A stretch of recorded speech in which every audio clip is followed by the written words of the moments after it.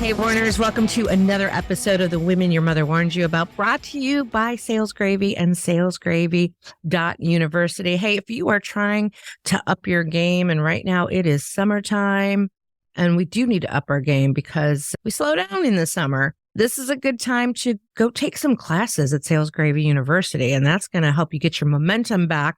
Today, I am super excited to be bringing on the show a friend, a former client, a really cool woman, a great referral source for me. She is just so cool, and I wanted to bring her on the show. It is Kathy Young, and she is the division sales trainer for the Central Carolina division of DR Horton. And she started her career in 2006 as a junior sales representative and was promoted to sales manager in 2015. I want to talk about that. In 2020, Kathy assisted with DR Horton's online presence and was tasked with developing a training program for all new sales representatives and assisting with all sustainment training for the Central Carolina division. And I'm super excited to bring her onto the show. We're going to dive into this on all kinds of levels: real estate sales, training, all of the things, a little bit of military. I'm going to just let that out right now. Welcome, Kathy, to the show. Hey, Gina. How are you? I am awesome. I'm so excited to have you here. You're not too far away from me. I'm in South Carolina. You're in North Carolina, right down the road. And thanks for making time for being here today. Yeah, thanks for having me. I'm super excited. Okay, cool. There are so many things I want to talk about. Where do I want to start? I want to start with the fact that you started out in sales and then you transitioned into sales training and developing a program, and from sales manager to sales training, because I think there's a lot to unpack there. We know a lot of times salespeople, they get promoted into managers, but they don't get all the support and training they need to be managers.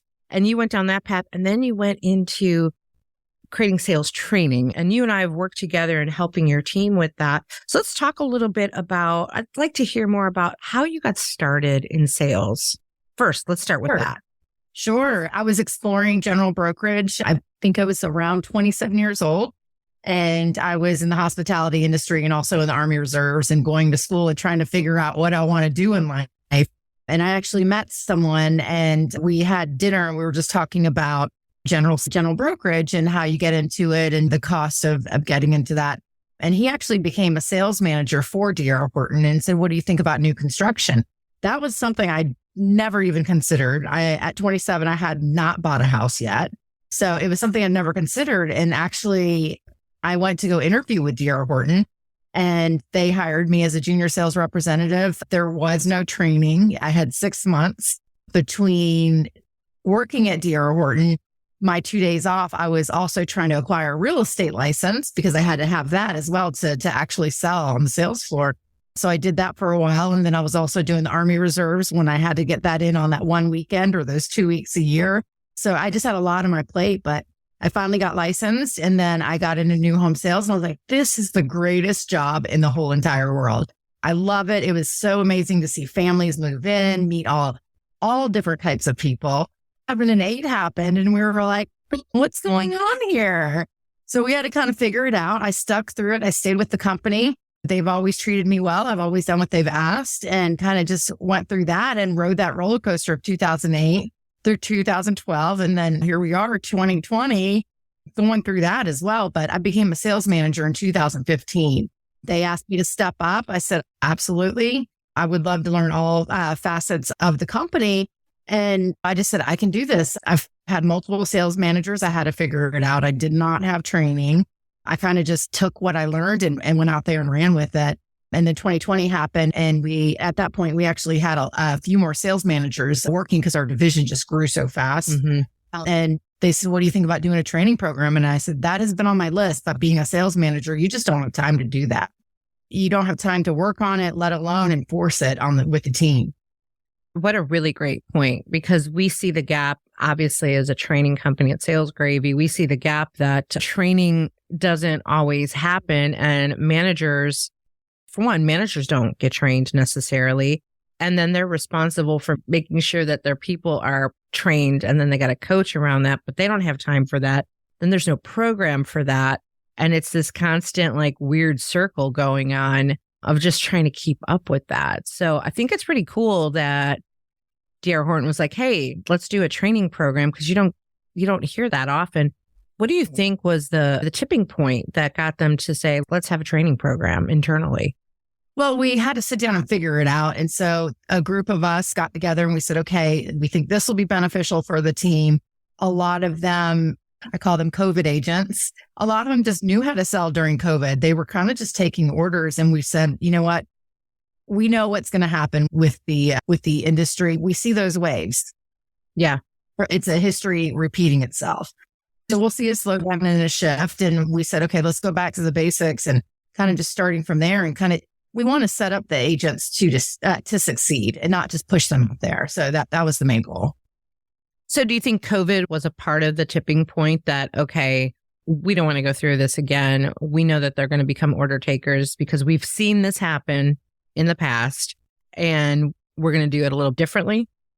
Yeah, absolutely. And then also, even as when I was on the sales floor, I always trained the junior agents, and it was something that I liked, and they knew that I enjoyed doing that. So they said, hey, let's try this and see how it works. And I've been doing it since 2020 now. And I've actually had 82 sales agents that I've trained so far. I actually looked at it yesterday.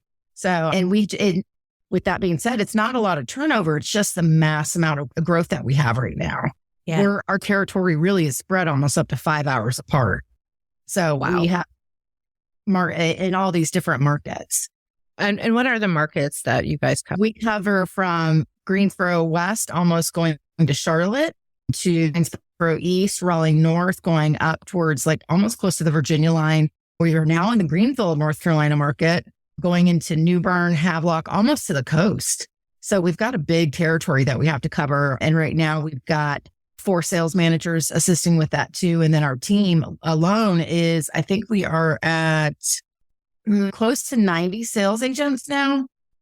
January, we'll have over 100 sales representatives on our team. Wow. That is just crazy. And I know that Sales Gravy and me specifically helped you through some of that, and working with your team and doing some training with them virtually, especially. You and I have talked many times. We work together in a coaching capacity as well, of like moving people from this transactional order taking to a more proactive. What are your thoughts around that you've seen in actually getting agents out of that transactional way of like taking orders because we're fat and happy? Sure. When COVID was going on, people were waiting online. They were going online to submit offers. There was no personal experience. And I think that took away from just the customer experience and how we interact with our buyers these days. So we wanted to bring back that initial relationship back with the customer. And we're finding that's the missing piece, because people, that time was stressful, not only for the builders, but for the customers. They were putting multiple offers on homes, not getting them. And for us to just show that we care about our customers, that's what it's all about, and giving that experience to them. And I know that you have worked really proactively on that with your team in training. And when we worked together in providing some of those resources for you, what do you feel like was the most beneficial from a training perspective from our side that maybe you were able to implement to get them back into relationship building? There's a lot of techniques, and working even with you, it was a great experience for our team, especially incorporating things that were not traditional to new home sales. And so I think that was a great starter, and just bringing back the training, making sure that we had a budget to train. So, and then the one-on-one coachings, even with you, that it was great because it made you think outside of what our industry was and going, okay, there's a relationship that can be built regardless of what industry you're in. That's awesome. So you said something like that wasn't traditional to new home building as far as like a training piece. What was was not as traditional? Oh, I love the improv. Love. And I know that you joined us for Sales and Marketing Council, and it was one of the funnest meetings that we had because it got us out of our comfort zone in our normal training. So it's not, hey, let me show you how to sell to a buyer. It was, hey, let's try this. And it was great. It was a fun time. Oh, that's awesome. Of course, I love to hear that. It's the creativity part of trying to get out of your heads and get out of the transactional role so that you can create the experience. You and I are both homeowners who have gone through a home building process. And to your point, it can be very stressful. And that experience that the agent can provide to that buyer, like, is a make or break because, right, whether I go build another home when it's time to downsize, because we went big, when it's time to downsize one day, I have to think about, am I going to go back to the home builder? Or are we referring the home builder? And so I think sometimes agents, and this is in general for any sales, right? Not just home building, but we think about the here and the now of like, I need the sale and that's what's the most important. But instead of thinking about the future, how does that seep over into your industry? Because it's not like someone is buying a brand new house every day, but how do you reinforce that to your agents? That's funny that you say it because I'm actually in the process of building a home myself with another builder. So it's an exciting process because being in new construction for almost 18 years, I've never built new construction. I've only bought resales. So I'm going through that experience and I'm riding that wave just like a customer too. But it is really just getting to know the sales agents, getting to know the builder and keeping that relationship between the builder and the customer as well, because we're all cohesive. We're all one team. Yeah, it's so funny, like, right, that you're now going through it. And so when we were working together, I wasn't sure if we had started. I think we had started the process, but we hadn't finished the process. And I felt like it actually made me a better trainer because I was living it live and I could like literally come back to your team. It's like, okay, don't do this. Here are the things not to do, right? That we're experiencing on our end. So that was kind of a cool experience. Yeah. And I used to joke around and tell people, I'm like, everyone needs to wait tables for 2 years, be in the military for 2 years and build a house. That is a really good point. Side tangent. Once you do that, going to any sales. Yeah, exactly. I had a friend in town vacationing with his daughters and we went to a local restaurant that's well known and not cheap. And we had the worst possible experience. This poor waitress, I don't know, I think she might have been on something, but she took our order 5 times. And I'm not exaggerating. Oh, wow. She kept coming back trying to remember the order and she had it written down. And like, think about the stress that creates on a customer, on a buyer in any industry. It's like, we were so convinced that she would get the order wrong because she couldn't get it right on paper. And we kept, at one point I said, do you want me to write it down for you? I'm happy to write it down for you. And then she got offended by it. And sure enough, the order came out wrong, despite asking us 5 times. But think about how if we don't pay attention to the customer, right, the anxiety we can create for them, that they're going to think, ooh, something can go wrong. Even in home building, right? One false move for the home builder. And I'm like, what else are they going to mess up? It's like a trickle event. So if one thing goes wrong, it affects everything else in front of it. Exactly. And now they're starting to overreact to things that haven't even happened yet. I'm sure that you deal with that. 100%. It's better to be transparent even if you don't have an update to let the customer know versus just keeping quiet because quiet's not good. Yeah. Yeah. And let's talk for a second about how things are a little bit different now in home building versus pre-COVID. So I know with my experience, and I know you guys deal with this as well, that the days of like, and I've bought new construction before, and this was my first time buying new construction after 2020, where they're like, this is what you're buying. And I'm like, I don't get a say so in anything. And then of course my in-laws were like, no, you need to tell them. I go, no, it doesn't work that way. I'm like, you get to buy this spec home as is. And even the agent was like, if you don't like things in this home, you can rip them out afterwards. And I'm like, okay, it's so weird, but okay. That's the way the builders are going. And COVID had an impact on that because we had to change our ordering process. We had to order things way ahead of time. And if a customer wanted to make a change, it affects the whole entire build time. Right. And so that was something that came out of that because of supply chain issues. So I'm curious, right? And I'm curious about all industries. They made changes after COVID, just like we did in training. We went from in-person to virtual to hybrid. I don't see us ever going back to not having virtual because it's our new normal. Do you see within the home building industry that it would ever go back to what it was before? Or do you think it will continue this way? Unless you have niche home builders who are like, yes, you may design whatever you want.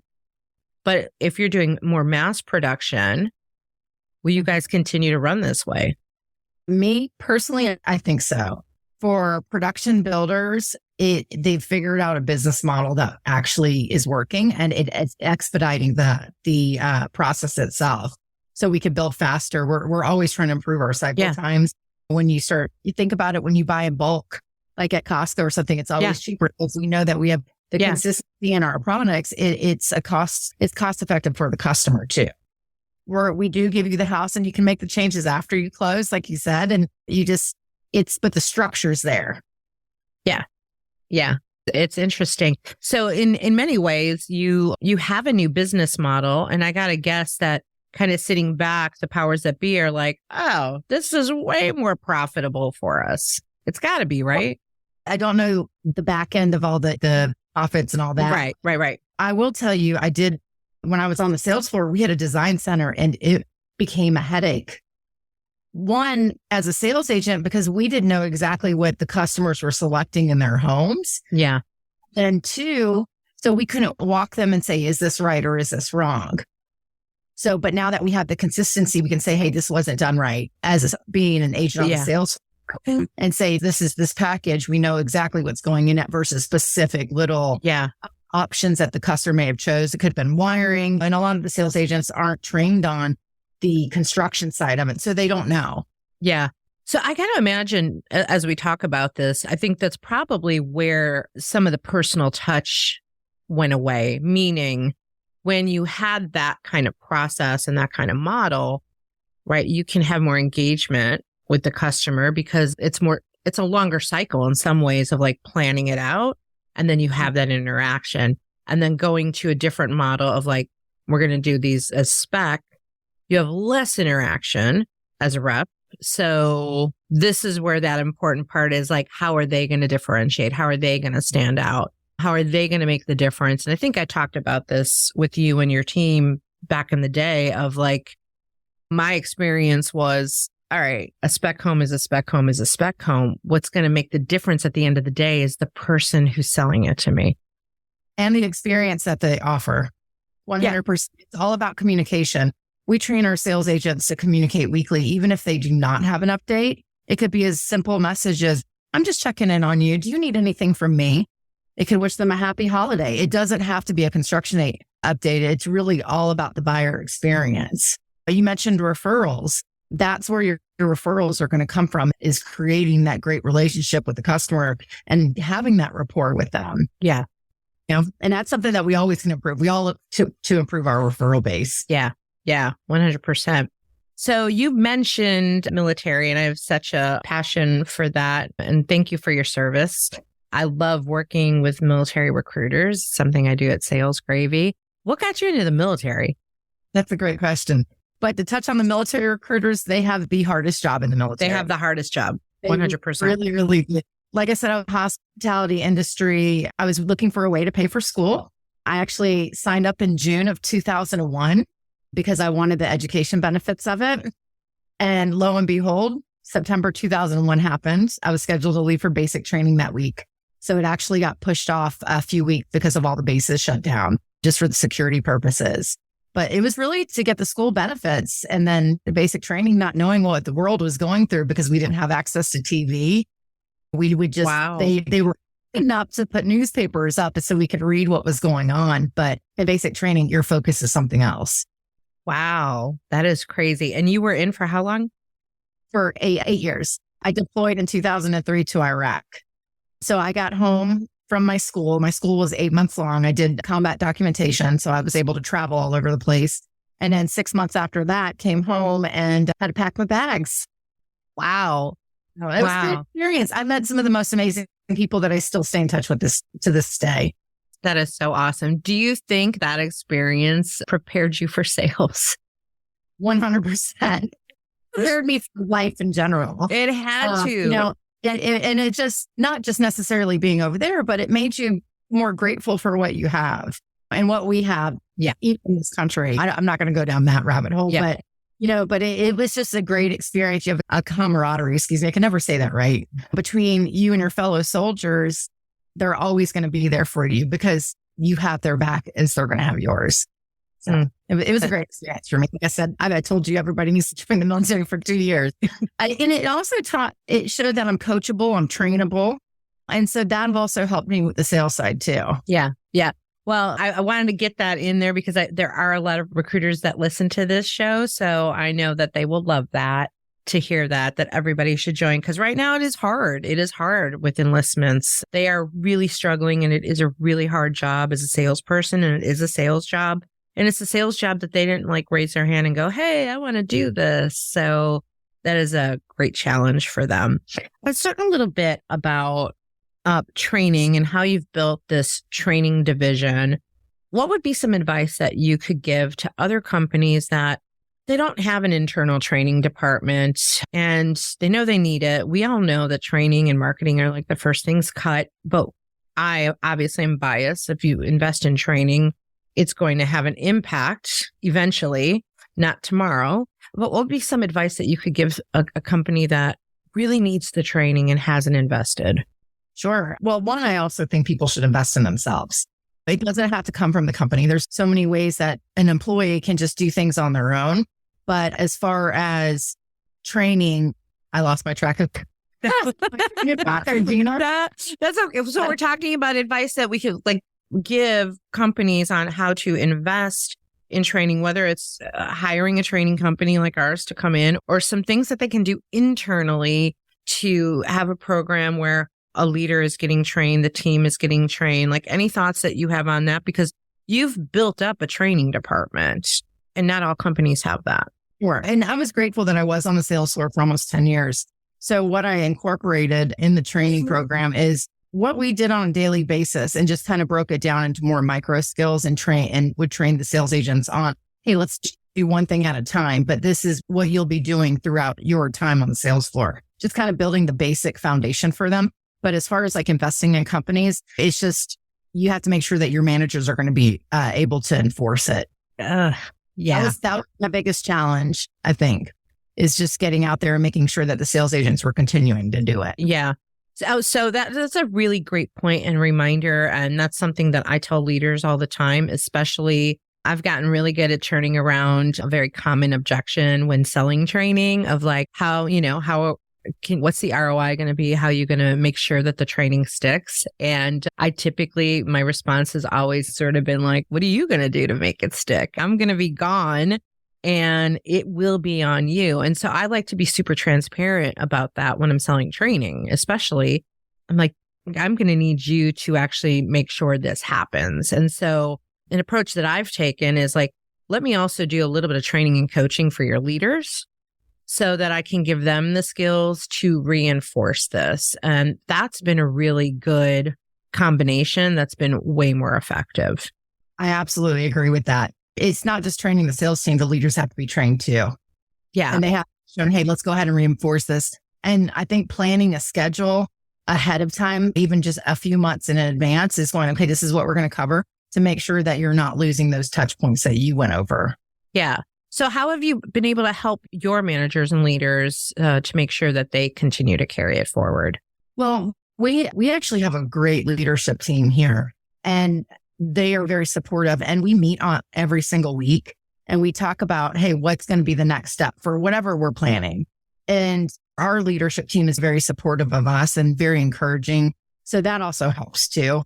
But as far as just making sure that it's on the calendar, because we live by the calendars. Yes. Not on there, it's not happening. Exactly. So we'll plan and say, hey, this is what we're going to do this week. This is what we're going to focus on this week. And then I'm interjected where I need to be. Okay. Awesome. Great advice for those leaders out there. I try to tweak it a little bit more each time I work with a team. I've got a team right now where it's 70 employees and about 15 managers. And I've gotten creative in doing things like create like learning plans for them to reinforce the training, right? So I just constantly am getting creative, because training is only as good as the coaching that you do around it, right? Okay. 100%. So what are some of the things that are good? Let's talk about the market. What is going on in the real estate world? Because I got to tell you, so I walked out of my house today to go run some errands, and my neighbor down the street, very friendly, retired guy, is like, hey, right? Because we're in the next division is coming up in our development. He's like, I can't believe they're building this smaller house next to my $500,000 house. And he's like, does that mean the value of our homes are going down? I'm like, well, the starting prices are lower than they were last year. I don't know what to tell you. Like, I'm not going to get consumed with it because it'll irritate me. Eventually, it's got to balance out, I hope. But what's going on? Every market's going to be different. Your market is going to be different from where I'm at in the Absolutely. triangle. And so we're seeing a little bit of dip, but not crazy. Even with interest rates hitting around that 7% mark, a lot of builders are buying down the interest rates to give more purchase power to the customer, which is fantastic. But you think about it, we had to get out of the mentality that 2%, that was a phenomenon, that 2 and 3%. And the normal, not normal, because we're still historically low over a 40-year period. True. To us, 5 to 7% is normal. But people want what they didn't get. Yeah. And so that's the hesitation on holding people back. But the interest rates have impacted some of the financing capabilities. So we are seeing some terminations come through, but there's always another buyer behind them. I don't want to say it like that, but it's true. Yeah. Our division for the past 4 months have sold over 100 homes in the triangle every month consistently. Wow. We actually, from year to date, we're up 35%. But you have to factor in, you're starting to see build for rent communities being sold to investors too. That's true. Both in your area. Yeah, we do. But you still see the numbers, the MLS. I mean, there's a lot of inventory on the MLS now. When we went from 5 homes that were under me to back to 7 or 8 pages, that was the norm. And a lot of people aren't accepting. Yeah. Well, what would your advice or your thoughts around the fact that maybe homes that were purchased in the past year, the homes that are being sold now that are comparable are being sold for possibly less? That's a great question because we're not seeing that really in our market. In your market? Okay.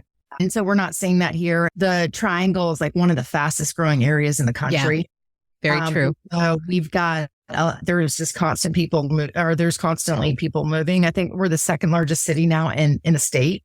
We've got the Research Triangle Park and all these other places. Lots of national builders in this market too. Yeah, so you do. We're seeing that. But, we always increase our pricing to build that equity in the neighborhoods. Yes, you might have a home that's sitting on the market and there might be an incentive tied to that, but we're not seeing a drastic thing and we're not seeing 2006 happen again. Yeah. Thank God. Sorry, 2008. Sorry. Yeah. We're not. So, and there's a lot of literature out there, a lot of news that you can read, and a lot of the economics and economists and stuff are not saying, hey, we're not going to go back into that. Job security. There's so many jobs out there. Yeah. That's another story too for today.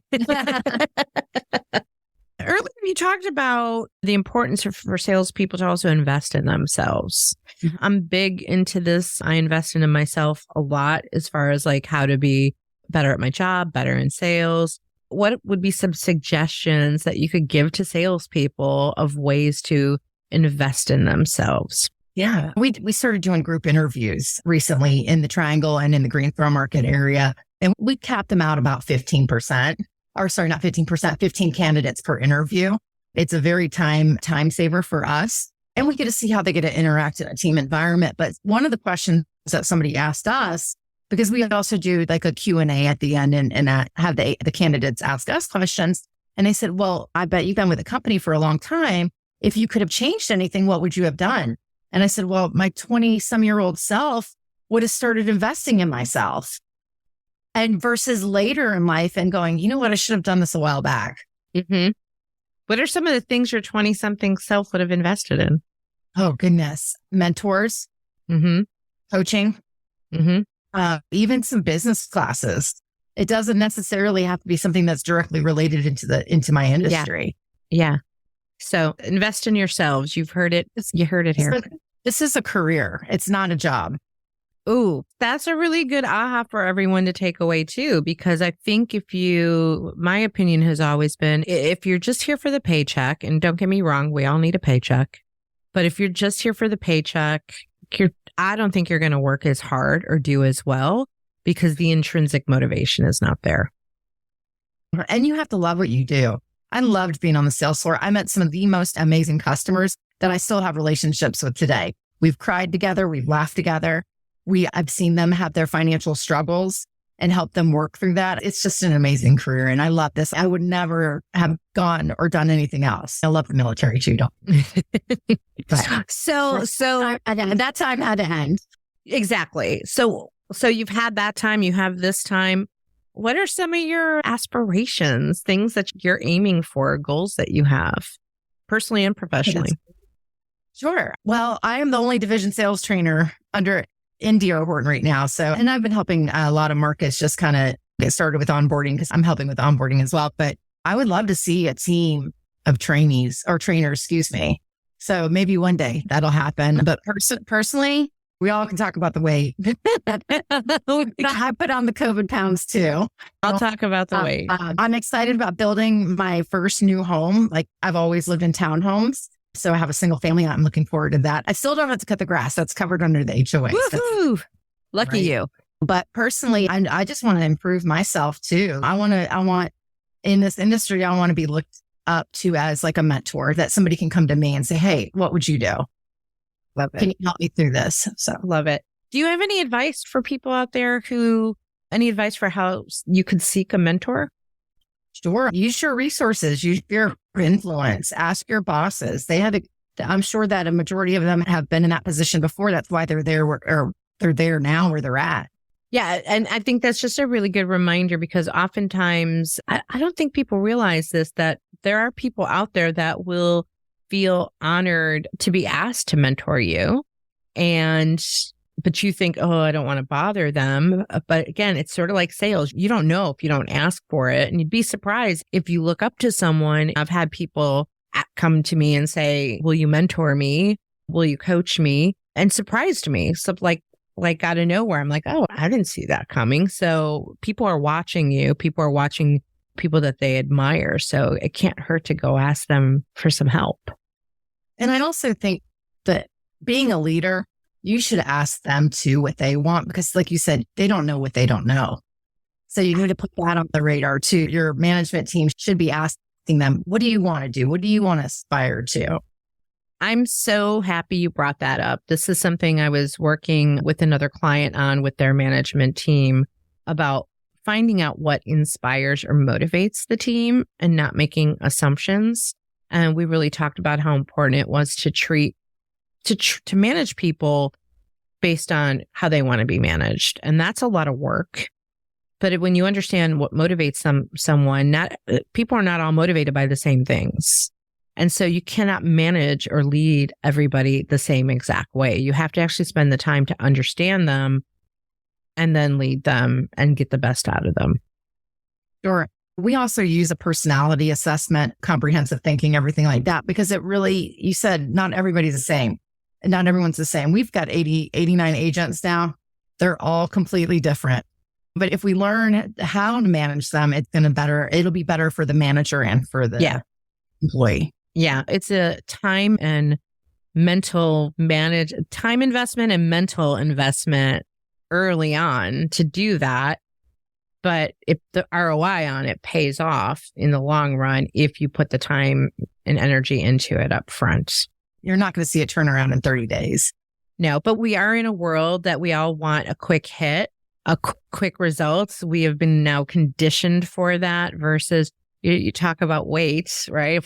I just had this weight conversation with a group of women that I'm part of a mastermind of. And there's several of us actually losing weight right now and, slowly losing it. And I'm like, you know what? I'm okay with the slow lose now. Like in the beginning, you're like, you want to lose it so fast. And the gradual loss, you actually start to appreciate it more because it's not happening as fast. So there's something to be said about taking your time in the process so that you actually appreciate it more. There's my 2 cents on weight loss. Doing it a little bit differently. I think that's something that we all strive for. Everything just changes. Oh, that's another episode. Go back and listen to my menopause episode on that. That's a whole nother. Gosh. It has been awesome having you on the show today. Thank you so much for taking out the time to do this, to be here. I really wanted to spotlight you because I think what you're doing is great. I think you're great. I think you have such an impact on people. And you've been great to work with and a great referral source. So thank you so much, Kathy, for being here. Welcome. Thanks for having me, Gina. Sure. And listeners, thank you for listening to this episode of The Women Your Mother Warns You About, brought to you by Sales Gravy. And again, you know what? Invest in yourself. Kathy said it here. Why not invest in yourself at salesgravy.university? We've got an all-access pass, an annual all-access pass that is so worth it. I often think it's not. We don't charge enough. Don't tell Jeb that. But I think that is such a great investment to take your skills to the next level, especially right now. It's summertime. Do it before it gets busy. Well, you got a little bit of downtime. Make that investment in yourself. And check out this show on YouTube. So you can also watch this show, not listen to it.